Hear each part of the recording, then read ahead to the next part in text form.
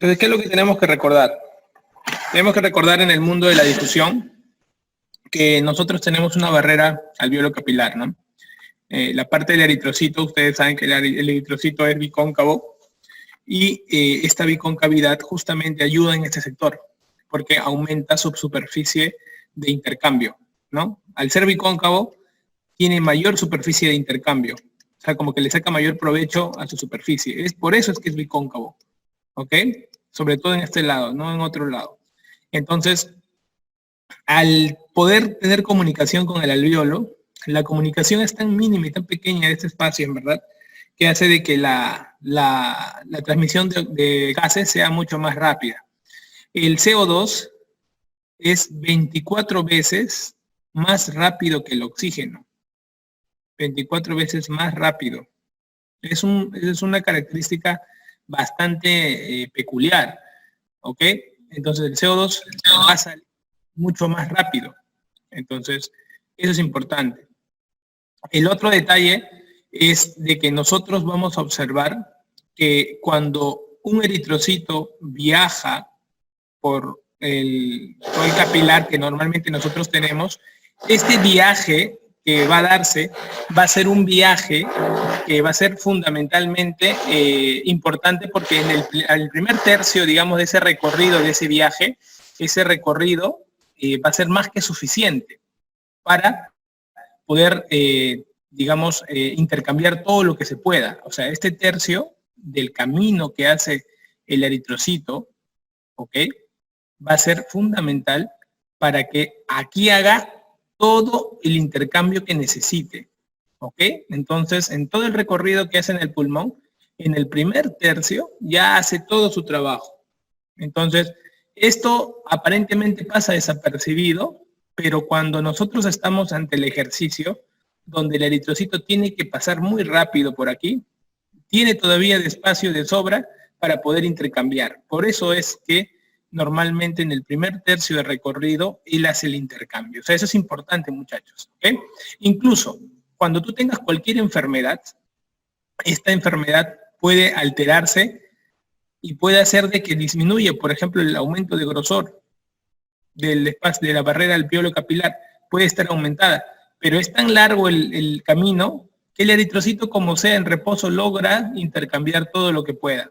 Pero si tú le metes el ejercicio y encima tiene alguna enfermedad de este espacio, pues definitivamente el paciente va a notar la disminución de oxígeno y lógico que usted va a observar en el paciente la disnea. Entonces, es importante conocer este recorrido que normalmente se le matía. Entonces, observemos.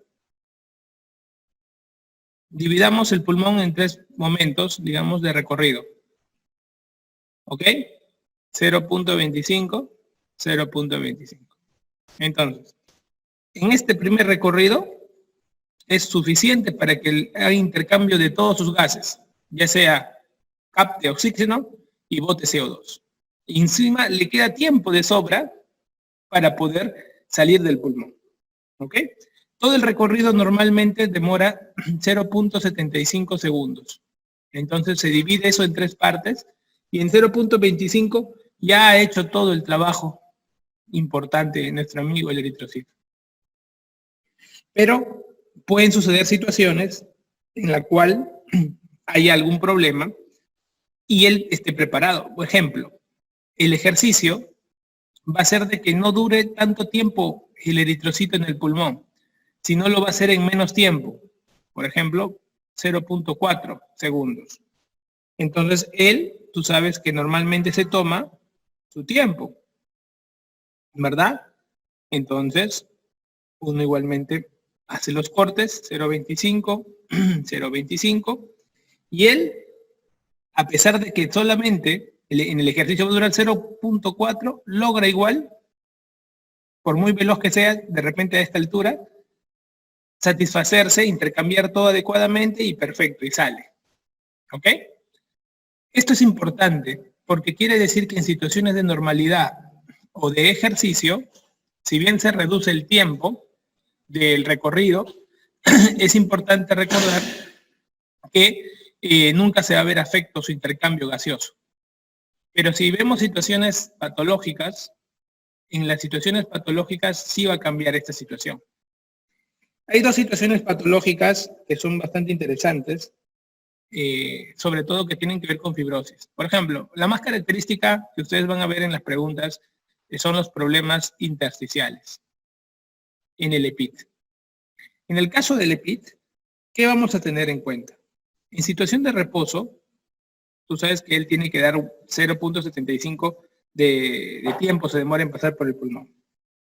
Pero vamos a observar aquí que él normalmente no se va a intercambiar todo en 0.25, sino en reposo se va a demorar un poquito más. Pero igual, como está más tiempo, tiene que cumplir sus 0.75 en el pulmón porque está en reposo, y le alcanza de tiempo de sobra para cambiar sus gases y salir. ¿Cómo se ve el paciente clínicamente? Normal, pues, como un pulmón normal, pero tú sabes que no se ha demorado 0.25 segundos, se ha demorado más tiempo en intercambio, porque estaba en reposo y porque tiene una enfermedad que engruesa, toda esta parte está engrosada. Perfecto. ¿Qué pasa si tú le haces hacer ejercicio? Este paciente, cuando tú le hagas hacer ejercicio, tú sabes que normalmente en ejercicio esto se recorta, el tiempo que está en el pulmón, el eritrocito pasa mucho más rápido por el pulmón, y lógicamente, cuando comienza su intercambio, antes de completar su verdadero intercambio, ya lo están sacando del pulmón. Esto quiere decir que hace una difusión incompleta. Una difusión incompleta. Y eso ocurre en situaciones de estrés o en situaciones en las cuales tú, pacientes que tienes patología de la membrana alveolo capilar, los sometes a ejercicio o a cualquier cosa que estimule mucho al paciente. ¿Ok? Entonces, en pequeños cortes, como ustedes pueden observar, van a encontrar de que el eritrocito se le hace muy insuficiente poder mantener un trámite regularmente que compense toda la difusión normal. ¿Ok? Eso es muy importante para que ustedes puedan entender cuál es la fisiología normal del eritrocito y sus intercambios que van a tener. Entonces, para la difusión es muy importante entender de que el eritrocito es un elemento clave que va a llevar el oxígeno.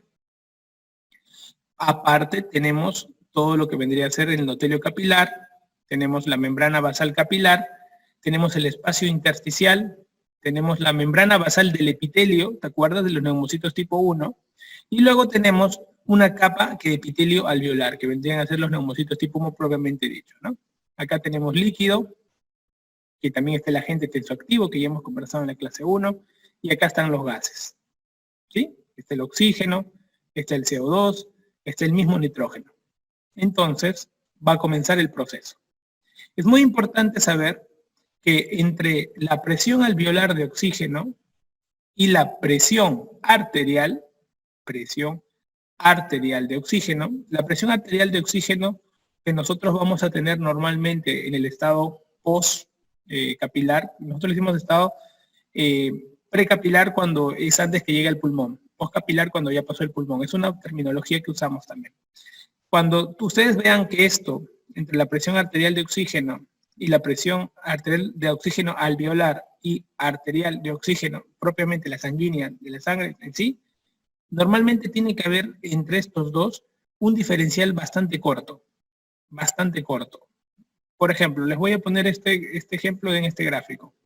Esta ha sido pregunta residentado, fue numérica, por lo que muchos se pudieron confundir.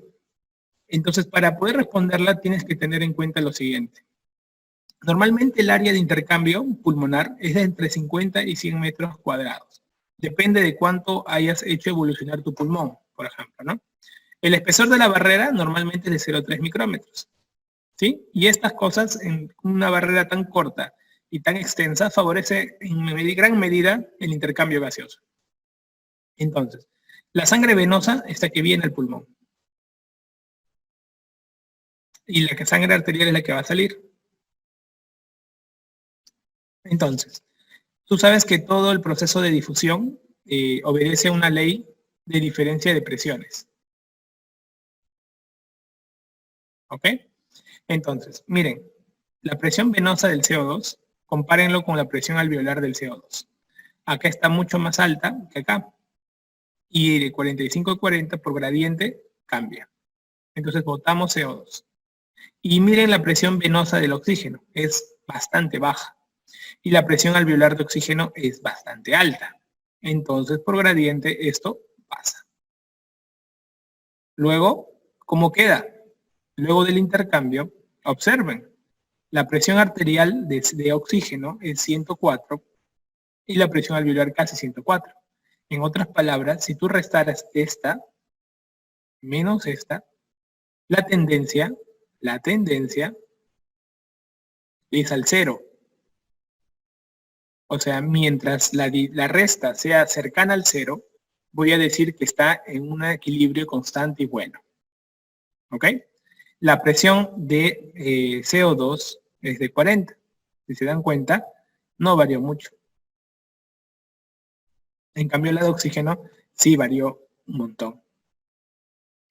Entonces, esto quiere decir que si yo tengo una enfermedad cualquiera que sea, que influya en el intercambio, va a ser tan malo la difusión de gases que de repente de lo que estaba acá el oxígeno de 40 sube para, si es mala la difusión por X enfermedades, puede que de 40 nada más suba, ponte a 80. Y si tú restas 104 con 80, el diferencial es, ¿cuánto? 24. Nosotros en medicina sabemos que un gradiente alveolar arterial de oxígeno normalmente es menor de 15. Si esto fuera mayor de 15, decimos que estamos ante un elemento patológico que está alterando la difusión. Entonces, te das cuenta, si yo tengo acá 104 y acá ahora tengo 80, la resta ¿cuánto es? 24. Esto es más de 15. Entonces hay alguna patología que está alterando a mi paciente. ¿Sí? Entonces, con esto, ¿ustedes cómo pueden hallar esto en la vida real? Con el AGA. El AGA te presenta la presión arterial de oxígeno, la presión arterial de CO2, también te presenta el gradiente alveolo arterial, ¿ok? Y lógicamente tu pH también te lo pone. Si mide el CO2 puede medir pH. Entonces, son detalles que ustedes tienen que saber porque no solamente tienen que memorizar, sino tienen que interpretar. Para poder interpretar, tú tienes que reconocer las cosas básicas. Esto es como el Lego. Si tú aprendes con Lego a crear edificios, pues después vas a poder crear lo que quieras. Porque tu imaginación va a estar trabajando muchísimo. Y estamos utilizando ahorita eso para que tú puedas tener conceptos para toda tu vida. ¿Ok? Entonces, no se olviden que eso ha sido preguntado y ya saben cómo manejar eso. Pero si, doctor, nosotros queremos estudiar la difusión y queremos saber cómo medirla, ¿hay alguna forma de poder hacerlo? Por supuesto. Y ha sido pregunta. La difusión lo trabajamos con el famoso DELCO. ¿Ok? Monóxido de carbono. Para eso, tú tienes que saber que el DELCO normal es mayor o igual a 80. ¿Ok? Y hay alguna vez se ha preguntado acerca de algunas variables que hacen que el DELCO pueda disminuir y el DELCO pueda aumentar. ¿Ok? Una variable, por ejemplo, acá te las voy a poner, es el grosor de la membrana alveolo capilar, chicos. Hay enfermedades que vamos a tener nosotros que van a aumentar el grosor de esta superficie. Entonces, si aumentáramos el grosor, por ejemplo, en una enfermedad intersticial,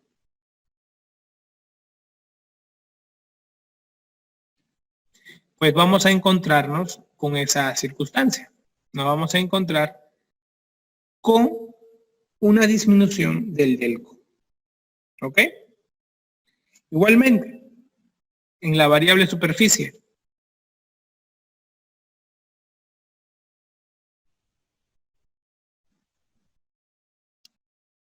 ¿qué pasaría si tuviéramos una enfermedad que disminuya la superficie de intercambio alveolar? Cuando disminuye la superficie de intercambio alveolar, estamos hablando de qué enfermedad? Del enfisema. Entonces, por ejemplo, acá podríamos poner Alepit y acá ponemos el enfisema. Mira cómo estas enfermedades van a, de una u otra manera, van a influenciar. ¿Ok? Entonces, esto es muy, muy importante. Entonces, ¿qué tenemos que recordar nosotros? Tenemos que recordar que hay dos elementos que son los más importantes que van a medir el delco, que es el grosor y la superficie. Ya con eso es como que tú ya has hecho la gran mayoría de cosas. Pero hay otras variables también. La hemoglobina. Claro. Otra variable, la circulación.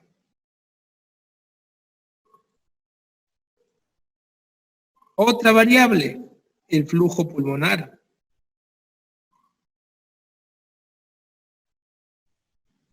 ¿Ok? Entonces observen. ¿Habrán enfermedades que disminuyan el grosor, que debiliten el grosor? No aplica para delco. ¿Ok? No aplica para delco. Enfermedades que aumenten la superficie, no aplica para delco. ¿Ok? Entonces esto no aplica, pero esto sí aplica. Entonces en estas enfermedades, el delco es pregunta de examen. ¿Ok? En cambio, en la variable hemoglobina, ¿qué vamos a tener con una disminución del delco? Vamos a ver que si el paciente tiene anemia, el delco sale bajo. En cambio, si el paciente tiene poliglobulia, el delco sale elevado. Esto también se aplica para los pacientes con hemorragia alveolar. ¿Ok? Y esta ha sido pregunta de examen. La hemorragia alveolar te hace delco elevado. Con respecto a la circulación, si un paciente tiene una insuficiencia cardíaca, congestiva, por ejemplo, el delco es bajo. Puede haber delco alto, pero si la insuficiencia cardíaca es de alto gasto. ¿Te acuerdas cuando conversamos las de alto gasto? El patea fútbol. ¿Te acuerdas? Ahí estaba. En pacientes que tienen influido lo que vendría a ser el flujo pulmonar, vamos a encontrar un delco bajo también. En pacientes que tienen tromboembolismo pulmonar e hipertensión pulmonar. ¿Ok? Y en pacientes que tienen delco alto, lo vamos a encontrar en pacientes que tienen o sufren de asma. Estos son dos detalles bastante importantes que ustedes tienen que tener en cuenta cuando enfrentan a las patologías con asociación por delco. ¿Ok? Entonces, cada vez que nosotros nos sometamos a un examen de delco, de gases, para medición, siempre vamos a tener que recordar sus valores normales. Y según esto vamos a poder ver si el delco está elevado o está bajo y en qué situaciones, que son 5 nada más, que tienen que acordarse ustedes para el examen. Y acuérdense estas que les estoy poniendo, porque esto vemos en el 100% de los casos cuando se estudian alteraciones de la difusión. Para que ver que no solamente todo es intersticio en alteración de la difusión, sino también es la superficie, la hemoglobina, la circulación misma, el flujo pulmonar, pueden tener alguna alteración. Y yo les puedo hacer preguntas en los simulacros, en los exámenes de segmento y en las preguntas de residentado médico, han venido dos, ha venido hemorragia alveolar, ¿ok? Y EPIT. ¿Cómo encontraban el delco alto o el delco bajo? O sea, siempre preguntan así, ¿no? Situaciones que bajan el delco y situaciones que aumentan el delco. Entonces tú tienes que saber que se basa en 5 casos, según ello van a medir el delco. ¿Ok? Y es una forma de medir la difusión. Otra forma también que nosotros encontramos, que ya les he enseñado hace un momento, es el gradiente. Normalmente tenemos el alveolo, tenemos nuestro capilar. Entonces acá está la presión alveolar de oxígeno, la presión arterial de oxígeno, y acá tenemos el cambio, ¿no? De acá a acá y de acá a acá. Entonces, esta diferencia de gradientes es fundamental. Hay un cociente, chicos, que es un cociente importante que nosotros usamos que es que yo en palabras así fáciles para que ustedes lo entiendan, les digo así, mira, de todo el oxígeno,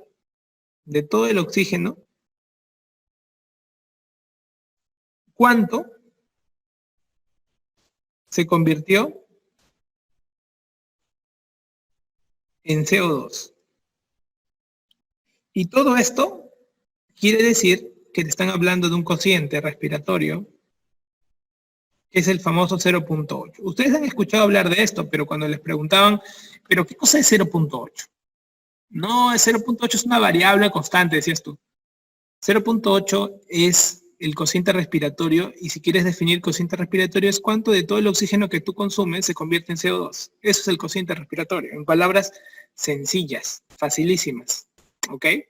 Por eso que es importante recordar y saber interpretar los conceptos más fáciles, ¿ya? Para eso también les hago recordar que no se olviden de escuchar toda la tutoría que hicimos el 31 de julio, y en la última diapo yo les hablé de Richard Feynman, cuando decía que tú dominas un tema al máximo cuando lo explicas con palabras fáciles.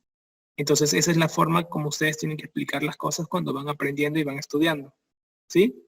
No se olviden de escuchar esa tutoría que ha sido una de las mejores tutorías que he podido dictar en la academia y que creo que les va a ayudar muchísimo no solo en el estudio, sino en diferentes aspectos de su vida. La gradiente alveolo arterial, uno la ve en el AGA y no pasa nada, ¿no? Pero esto viene en realidad de una fórmula de entender cómo hallas tú la presión alveolar. ¿Ok? Normalmente hay una fórmula clásica que es la presión atmosférica menos la presión de agua multiplicado por el FiO2, ¿ok? Que es la concentración del aire del ambiente, menos la cantidad de CO2 entre el coeficiente respiratorio, que es este.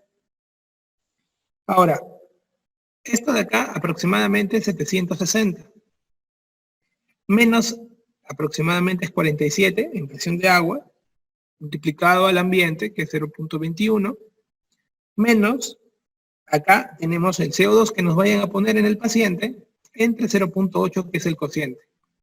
¿Sí? Todo esto aproximadamente te debe dar un valor cercano a 150. ¿Sale? Menos, esto de acá tú lo puedes convertir en una variable, ¿no? O sea, una fracción yo lo puedo convertir en un número absoluto. Claro, divide 80 entre 10, lo sumas, lo multiplicas todo, ¿cuánto sale al final? Sale 1.25 por CO2. Es lo mismo que decir CO2 entre 0.8. Entonces pueden encontrar o en esta versión o en esta versión. ¿Sí? Entonces, esta fórmula es la fórmula de la presión alveolar. Y esto se los digo porque en alguna pregunta de algún otro examen, no de Perú, preguntaron, dieron el dato del CO2, dieron el dato del FiO2 y estos datos de atmósfera. Se manejaba el 47 de agua, se mantiene siempre, y tú ya reemplazas, y tenías que haber hallado la presión alveolar, que te sale, ponte X. Y te habían dado también la presión arterial, ponte que te habían dado una presión arterial en el paciente de 94, por ejemplo. Y te decían, halla el gradiente. Entonces tú tenías que haber hallado primero la presión alveolar, porque tenías la presión arterial en la pregunta. ¿Para qué tenías que hallar la presión alveolar? Para hallar el gradiente. Porque tú sabes que el gradiente es la presión alveolar menos la presión arterial de oxígeno. Hallado el X, le tenías que restar la presión arterial. Y esto, normalmente esta diferencia tiene que ser menor de 15, para decir que es normal. ¿Ok? Si nosotros vemos un gradiente mayor de 15, diremos que esto es anormal. Mientras más se eleva el gradiente, la enfermedad es más severa. Entonces, mientras tenemos un gradiente más alto, la severidad aumenta. Entonces, ustedes pueden hacer diferentes formas y diferentes maneras de graduarlo esto. ¿Ok? Normalmente, siempre acuérdense del menor de 15. ¿Ok? Menor de 15 como que normal, ¿no? En cambio, cuando ya va subiendo, como que ya no es tan normal. Y va aumentando y va teniendo... Hay varias clasificaciones dentro de neumología para poder decir cuándo un gradiente es más severo todavía. Por ejemplo, un normal alto es de 15 a 20. Más de 20 ya considera alto, severo casi, ¿sí? Y un muy severo es más de 30, ponte, ¿no? Pero basta que sea más de 15, tú tienes que parar la oreja, porque todo lo demás va a ser relativo ya, ¿no? Basta que te están dando un valor, ya tú tienes que aprender a identificarlo. ¿Ok? Entonces, importante dos conceptos de difusión que quiero que se lleven. Gradiente alveolo arterial y el gradiente del delco. ¿Sí? El concepto del delco y el gradiente alveolo arterial. El tono vascular es fundamental en estos procesos de intercambio gaseoso. Ustedes van a recordar mucho el óxido nítrico. El óxido nítrico es un elemento vasodilatador muy bueno porque su función final es disminuir la concentración de calcio que hay en el músculo liso vascular. ¿Ok? Normalmente, si el óxido nítrico disminuye el calcio del músculo liso vascular, pues esto va a permitir que exista una vasodilatación. Y al existir una vasodilatación, va a permitir que haya una protección.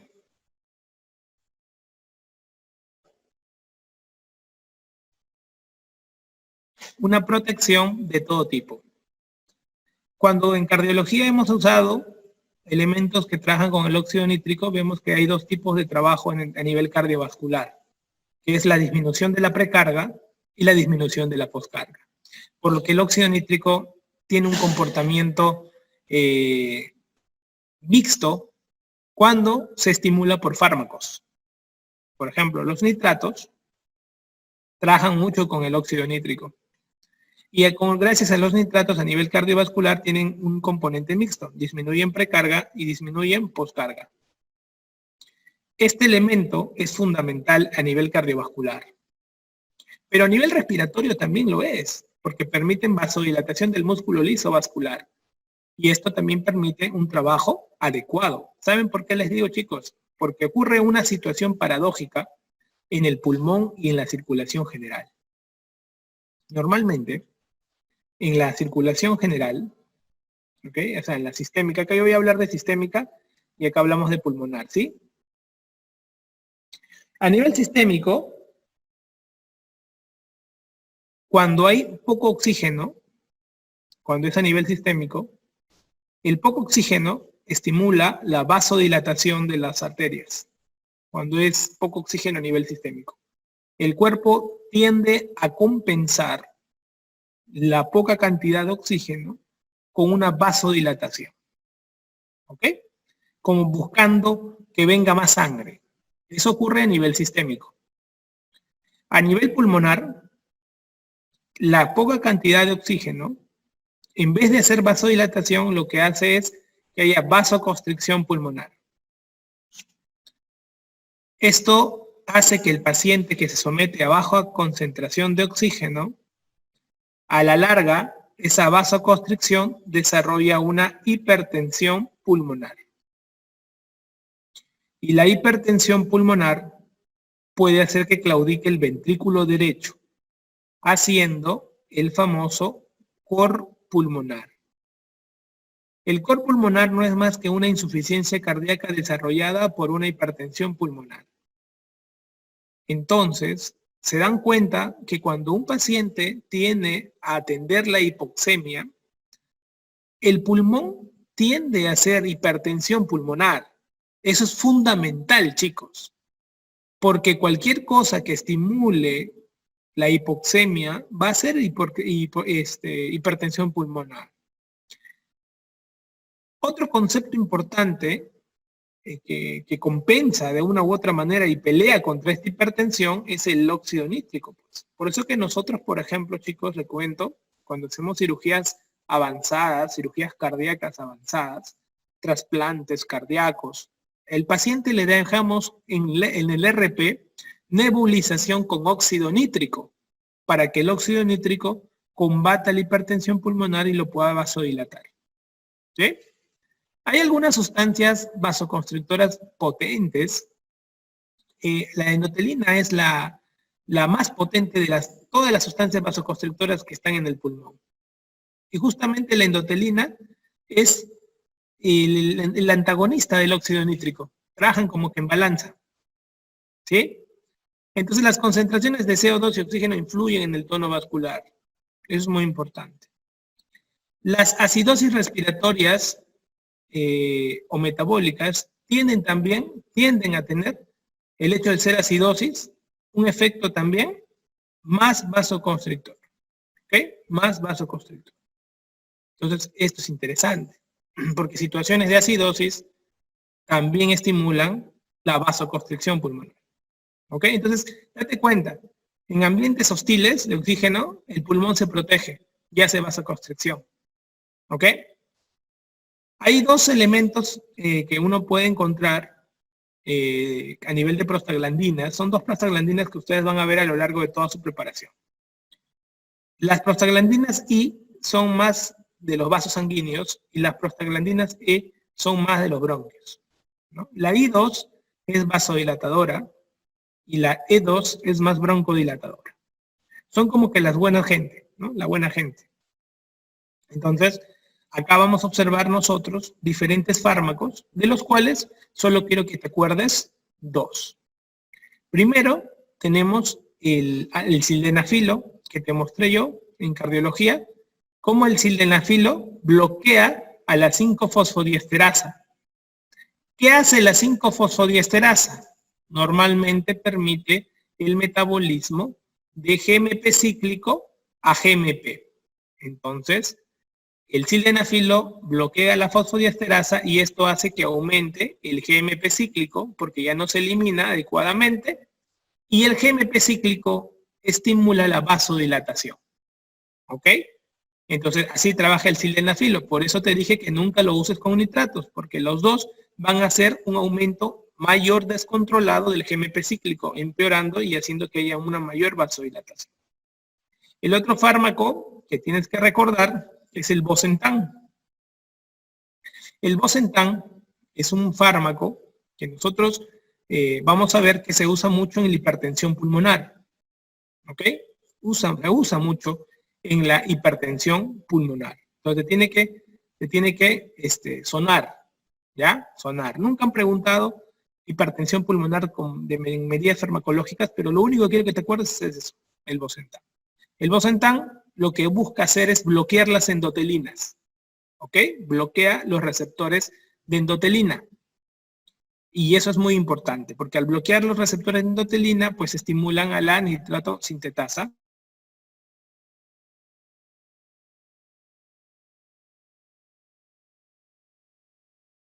Farmacológica a nivel del endotelio y del tono vascular. Cómo se manejan, cómo trabajan en el músculo liso vascular, ¿ok?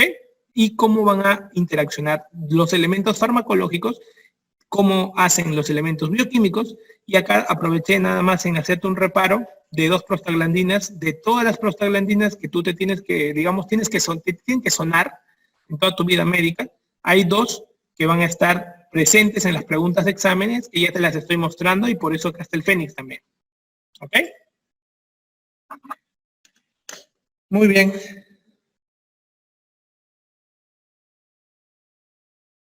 Ahora, tenemos que entender un poco de la dinámica ventilatoria. La dinámica ventilatoria es un elemento muy importante para nosotros porque va a permitir conocer dos cosas importantes: la curva volumen-tiempo y la curva flujo-volumen. ¿Ok? Eso es muy importante para nosotros: curva volumen-tiempo y curva flujo-volumen. Esto está dentro del trabajo ventilatorio, dentro de las cosas que uno normalmente tiene que tener en cuenta. La curva volumen-tiempo, ¿qué busca? Inspiración, expiración, inspiración, inspiración, inspiración, expiración, inspiración con fuerza, expiración con fuerza. Inspiración, expiración, inspiración, expiración, inspiración con todo. Esta es la inspiración, yo siempre le digo a todos, esta es la inspiración con todo, mira, inspiración, expiración, inspiración, inspiro, expiro, con fuerza, inspiro, bota, bota, bota, bota todo, bota todo, bota todo, inspiro, voto, inspiro, voto, inspiro, voto. Perfecto. Ahora quiero que inspires con todo tu pulmón, con toda tu fuerza, y luego lo vas a botar con toda tu fuerza, ¿ya? Inspira con toda tu fuerza, todo, hasta el final. Ya. Ahora, él está aguantando ahí en ese momento la respiración, bota con toda tu alma, bota con toda tu alma, toda tu alma, toda tu alma, ya, sigue botando, sigue botando, sigue botando. Se queda así. Entonces, es importante esto. Es importante cómo inicia y es importante cómo acaba. ¿Ok? Importante cómo inicia, importante cómo acaba. Entonces, quiere decir que acá hay inspiración y acá hay expiración. Acá hay inspiración, acá hay expiración. Acá hay una expiración sostenida, acá hay una expiración. Hasta este momento, chicos, yo voy a hacer un corte. Yo a esto le voy a llamar espirometría estática.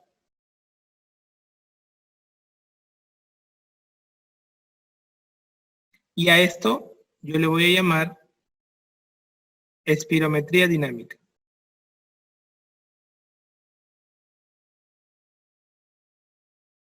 ¿Ok? ¿Y esto por qué lo hago? Porque yo voy a tener patologías donde yo tenga alteraciones aquí y patologías donde yo tenga alteraciones aquí. ¿Ok? Expiración estática y expiración dinámica.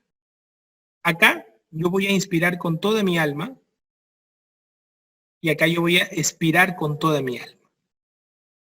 Solamente que le voy a poner la variable a la parte expiratoria, le voy a tomar un tiempo.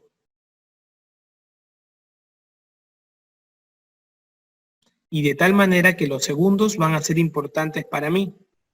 Generalmente 6 segundos máximo. Todo es espirometría dinámica. Y esto es estática. En la estática, lo que tienen que aprenderse ustedes son los volúmenes y las capacidades. Y te van a preguntar eso y ya tenemos separado algo para ti más adelante. Y en la dinámica me van a preguntar los índices. Porque van a haber índices que no es más que todo, no es más que una proporción, una división entre dos valores y que me van a dar un número el cual yo voy a tomar una decisión. Esas son las famosas curvas volumen-tiempo. ¿Ok? Cuando no hay tiempo, se llama estática.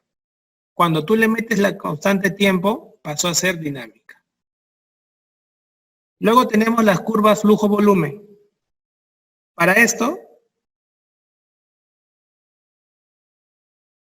vamos a tener lo siguiente. Las curvas flujo-volumen, acá todo lo que esté dibujado arriba es expiración y todo lo que esté dibujado abajo es inspiración. ¿Ok? Las curvas flujo-volumen van a trabajar con una gráfica. Normalmente nosotros inspiramos, ¿no? Hacemos una inspiración y luego botamos, expiramos. Entonces tienen esta forma. Y este puntito de acá es el famoso PEF. Flujo expiratorio pico. ¿Ok? Entonces nos va a servir para poder ver patologías de dos tipos, generalmente, cuando hay alteraciones de la inspiración o alteraciones de la expiración, de manera dinámica, dentro de las curvas que uno normalmente puede graficar. Nos da gráficos que nos permite conocer, solo mirando el gráfico, ante qué probable patología estoy encontrando. Si yo tuviera un problema en la expiración, entonces, por ejemplo, vamos a poner otro color. Si tuviera problemas de la expiración, por ejemplo, yo puedo tener así. Puedo inspirar, por ejemplo, pero mi expiración de repente es pequeña. ¿Ok? Esto, como es una alteración, veo que mi expiración se está viendo afectada. Generalmente voy a hablar de que probablemente esté ante un problema de tipo obstructivo, porque estoy involucrando un deterioro de la expiración. Solamente viendo el gráfico. ¿Ok? Es para que ustedes sepan. No les van a preguntar curva, flujo, volumen porque es gráfica. Pero quiero que ustedes sepan que los gráficos van a mandar mucho. ¿Ok? Entonces, ustedes imaginen, chicos, imaginen que tuvieran así, mira. Esto es bien fácil de entender. Imaginen que ustedes tuvieran, acá está la glotis. ¿Ok? Imaginen que ustedes tuvieran una bolita encima de las cuerdas vocales. Y acá una bolita debajo de las cuerdas vocales. ¿Ok? Si ustedes quieren hacer su curva, dibujamos su curva. Acá es expiración y acá es inspiración. ¿Qué pasaría si ustedes inspiran? Si ustedes inspiran en la bolita A. Si yo inspiro, doctor, el aire va a entrar por la cuerda vocal, pero va a estar la bola, difícil de inspiración. Entonces su expiración va a ser así. Y si expiro, pues si expiro sí va a ser fácil, pues se puede mover la bola y más rápido sale. Entonces expiración va a ser buena.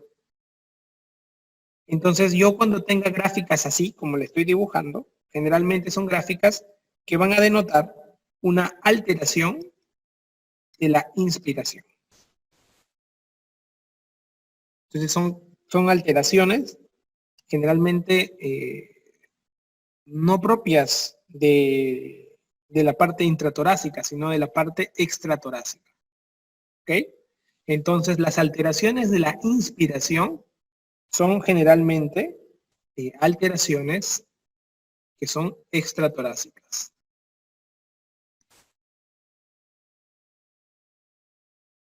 Porque tengo problemas para inspirar. ¿Ok? Son alteraciones extratorácicas. En cambio, observa este dibujito. Pongo mi expiración, mi inspiración. Y digo, voy a expirar. Entonces, expiro, por ejemplo, inspiro, entra. Entonces, estoy inspirando bien. Dibujo bien. Ahora voy a expirar. Voy a botar esta bolita hacia arriba. Pucha, se tapa el hueco. Difícil. Una mala expiración.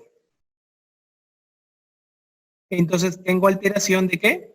Alteraciones de la expiración. ¿Ok? Alteraciones de la expiración. Estas alteraciones de la expiración, la bolita está acá adentro, ¿no? Como está adentro, acuérdate, quiere decir que es una alteración intratorácica. Cualquier patología dentro del tórax te da estos gráficos. En cambio, cuando la patología es fuera del tórax, te da estos gráficos y te pongo la bolita fuera de las cuerdas vocales para que te acuerdes de extratorácica.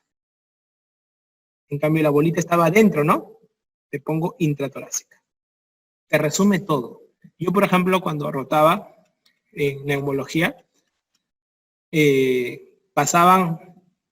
nosotros hacemos cirugías resectivas pulmonares. Entonces tenemos que ver cuánto va a mermar, tanto los valores de espirometría, y los mismos residentes de neumo se confundían por las gráficas y tenían que como que hacer mucho análisis. Entonces, esta forma tan sencilla de poder recordar la bolita, como se dice, te permite ubicarte rápido en las gráficas. Entonces, así es una gráfica y de lejos miraba y dice, no, es una alteración inspiratoria. Y ya tú decías, si tiene el problema inspiratorio, es una lesión extratorácica. Esta es una alteración expiratoria. Entonces, es intratorácica, hay que estudiarlo, por qué tiene problemas. Y después de esa alteración, por ejemplo, expiratoria, que te sospechabas de una lesión intratorácica con la curva flujo-volumen, pasabas a tu espirometría dinámica y observabas que de repente tenía una patología obstructiva importante. Y ya comenzabas tratamiento broncodilatador probablemente. Entonces, dentro de la dinámica ventilatoria van a existir estas dos curvas de fisiología respiratoria que un médico tiene que reconocer. ¿Ok? Que un médico tiene que aprender a reconocer. Eso es muy importante que ustedes lo tengan en cuenta. ¿Ok? Muy bien, entonces hasta este momento, chicos, ustedes están aprendiendo a reconocer todos los eventos que ya nos permite estar midiendo cómo van a enfrentarse los cuadros de hipoxemia. Ya les suena, ¿no? Cuando hagamos en exámenes de neumología, ahí vamos a hablar a profundidad de lo que es espirometría estática, dinámica, ¿no? Pero quiero aprovechar esta lámina para que veas que había estudios de volumen-tiempo y estudios de flujo-volumen, ¿ya? Son dos estudios que tienen que existir para que las alternativas, cuando ustedes las vean que hay una accesibilidad de poder recordar que sí existen estos dos tipos de elementos fisiológicos medibles que ayudan a, de una u otra manera, medir cómo se trabaja el volumen de aire, ya sea por flujo o ya sea por tiempo. Así como estamos midiendo el flujo, también tenemos que medir el oxígeno. Todo se va a resumir a que yo voy a tener, el paciente me va a llegar de dos maneras en las preguntas de examen. Una presión arterial menor de 80 o una presión arterial menor de 60. Y en estas dos condiciones, yo tengo que recordar que cuando la presión arterial es menor de 80, yo estoy en el mundo de la hipoxemia. En cambio, cuando es menor de 60, yo estoy en el mundo de la insuficiencia respiratoria. Son dos situaciones, ¿ok? Entonces, tengo un paciente con una presión arterial menor de 80. Si está en esta condición, el primer paso va a ser este. Entonces, ¿qué debo hacer, doctor? Si tengo un paciente así, en las preguntas de examen te van a colocar esto. Entonces, tú tienes que seguir elevando, vas a bajar y vas a preguntar cómo está su presión arterial de CO2.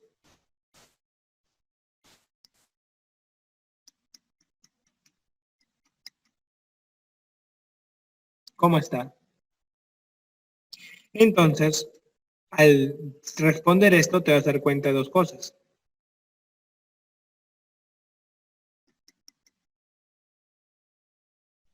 Puede ser que esté elevado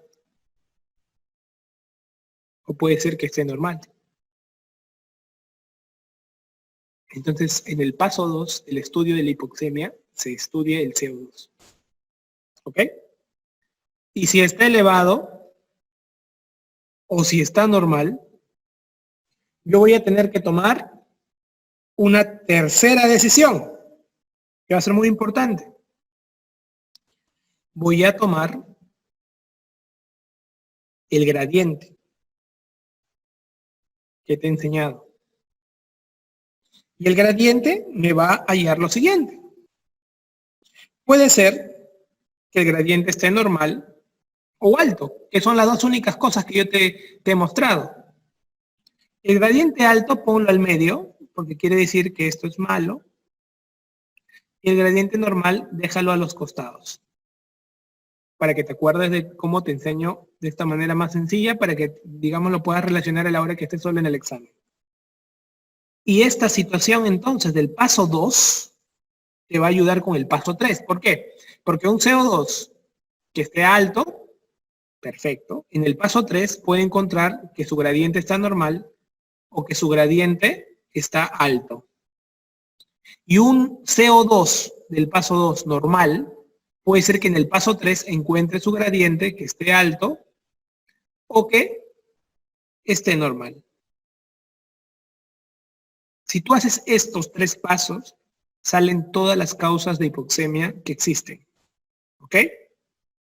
Por ejemplo, vamos a pasar de izquierda a derecha para que en orden veas todo esto. A mí me gusta mucho utilizar el orden porque creo que es, bueno, no creo, está escrito que es el primer paso de la memoria. Y es la forma como uno quiere recordar las cosas. Y tú tienes que seguir un patrón así que te va a ser mucho más fácil con todos los que tú manejas. Entonces, tenemos la primera causa de hipoxemia, que es miren, tiene hipoxemia, CO2 alto, pero su gradiente es normal. Entonces, ¿qué está ocurriendo aquí, doctor? Puede ser que el paciente está hipoventilando. ¿Y por qué estará hipoventilando, doctor? Porque el paciente probablemente está respirando mal. En la hipoventilación se asocia a alteraciones extrapulmonares, como por ejemplo el control de tu propia respiración. Puede ser que el paciente tenga una intoxicación por benzodiazepinas, o tan solamente se pepió bien, pues, ¿no? Una borrachera de aquellas. Cualquier cosa que haga que hipoventile. De repente le dio un ACV, está tirado ahí el hombre, hipoventilando. Entonces, todo lo que haga que respire menos, pero aumenta el CO2. Tú le tomas el gradiente normal. Esta es hipoventilación.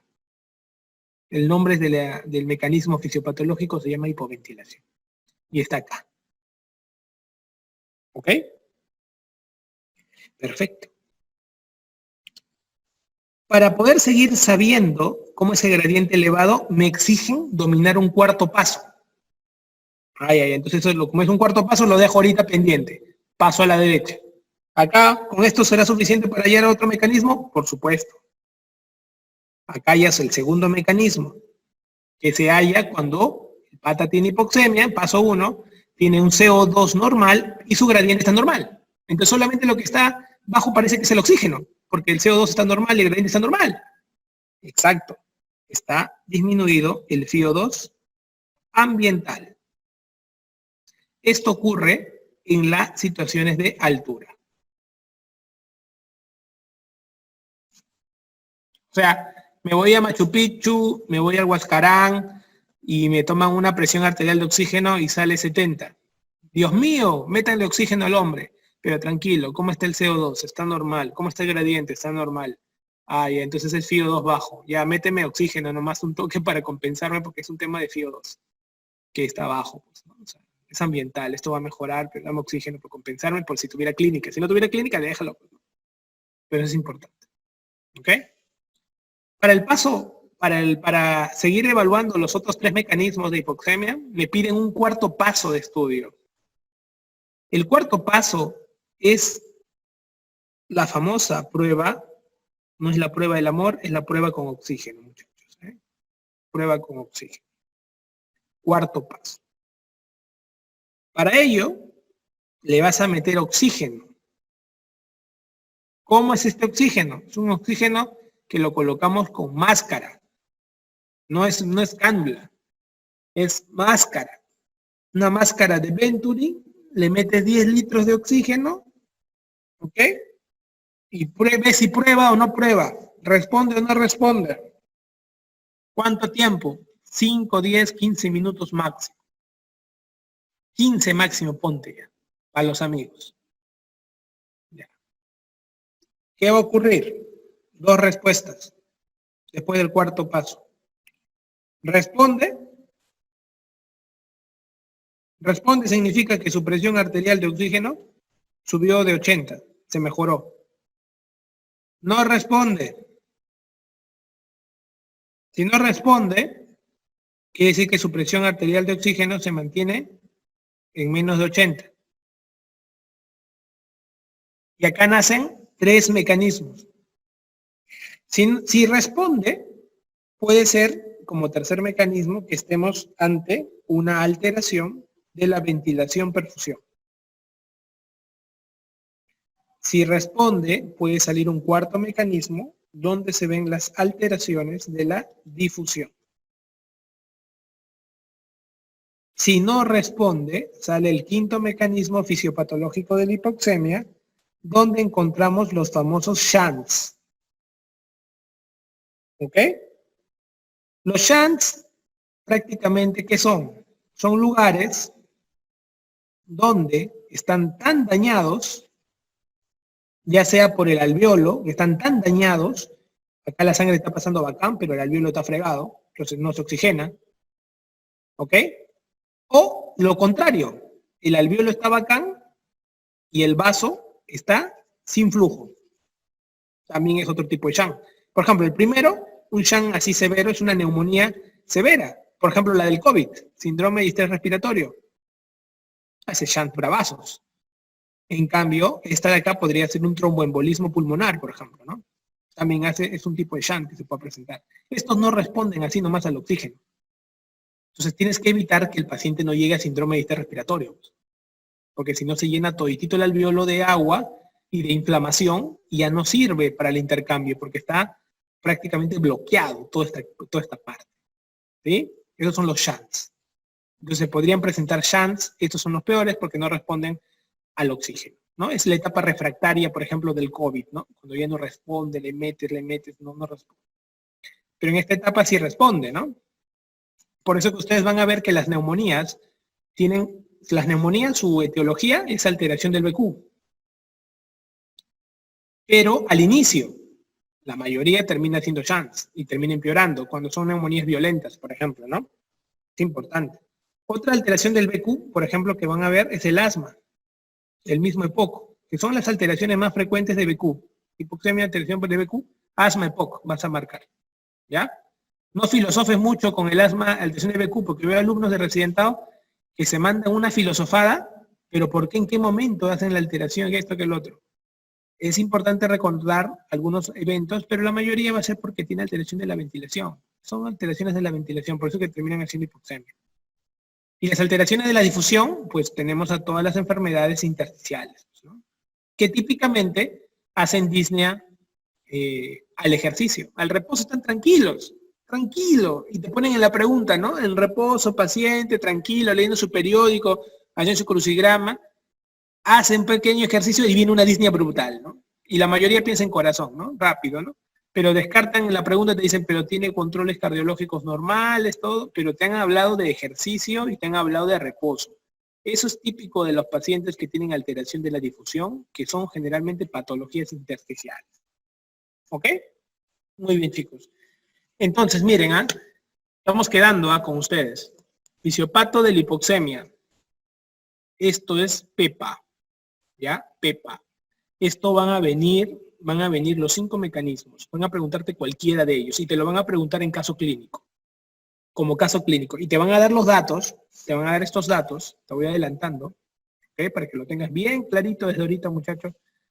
Te van a decir estos datos. Te van a dar en la pregunta presión arterial de oxígeno, te van a dar presión arterial de CO2, te dan gradientes, te dicen si responde o no responde. Por eso que te lo he pasado en pasos, ¿ok? Y trata de, acá sí haz mucho lo que es Feynman, la técnica de Feynman que te enseñé, que es que tú luego que escuches la clase y estudies, hazlo en un borrador a mano, pues, ¿no? Escribe a mano este gráfico y para que te puedas recordar. Porque los gráficos que normalmente nosotros te tratamos de mostrar, cuando los creamos, les decimos el sentido de las cosas, traten ustedes mismos de hacerlo. ¿Ok? Traten ustedes a mano. Eso es muy importante. Entonces, es la manera de poder recordar más. Y la curva de disociación de la hemoglobina. Pues la curva de disociación de la hemoglobina es una curva que te ha acompañado toda tu vida, ¿no es cierto? Y siempre han venido preguntas los años menores, y en residentado han venido un par nada más de preguntas, por eso que está el Fénix, ¿ok? Entonces, ya te enseñé yo que acá en esta parte, chicos, estaba la saturación de oxígeno, que es la concentración de oxígeno dentro del eritrocito pegado a la hemoglobina, y acá está la presión arterial de oxígeno, ¿no, muchachos? Perfecto. Ahora, ¿qué hay que recordar? Hay que recordar que tenemos una curva, y esta curva, si ustedes observan, tiene una relación que yo siempre les digo, acuérdense de ella. Este punto. Este punto agarra 60 en presión arterial y agarra 90 en saturación. Es como que el número al revés, ¿no? Es como que el mismo número al revés. ¿Ok? Ya. ¿Qué hay que saber de esta curva? Hay que saber que existen dos efectos. Un efecto se llama el efecto Bohr y el otro efecto se llama el efecto Haldane. Tenemos el efecto Bohr y el efecto Haldane. Perfecto, perfecto, doctor. Muy bien. También hay que recordar que existe una variable que se llama la P50. P50. ¿Y para qué sirve eso? Porque la P50 te va a decir cuándo la curva está a la derecha o cuándo la curva está a la izquierda. ¿Y para qué sirve saber, doctor, si la curva está a la derecha o a la izquierda? Sirve para ver cómo se comporta la hemoglobina con los gases. ¿Cómo es eso? Mira. Vamos a tirar la curva de la hemoglobina a la derecha. ¿Ok? Y ahora vamos a tirar la curva de la hemoglobina a la izquierda. Ya, ¿y qué sirve eso? Analiza un poco la P50. Cuando la P50 se va a la derecha, chicos, ¿qué ocurre? Se viene para acá, ¿no? Y si la P50 se va a la izquierda, ¿a dónde va? Va para acá. ¿Y para qué sirve esto, doctor? Espérate, te voy a comentar. Normalmente ustedes están acostumbrados a memorizar algunos conceptos. Hay que mejor analizarlos razonando. Miren, la hemoglobina, su chamba es entregar el oxígeno a los tejidos. O sea, para eso fue creada. ¿Ok? Entonces, yo te digo algo. Mira lo que voy a dibujar. Desde la P50 hasta el techo, estoy dibujando un color rosado. El color rosado, celeste, rosado. El color celeste significa la capacidad de entrega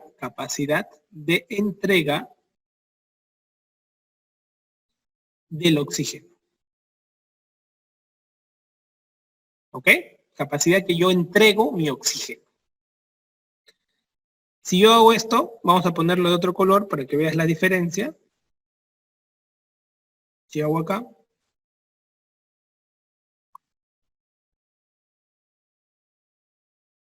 Y ahora vamos a poner el otro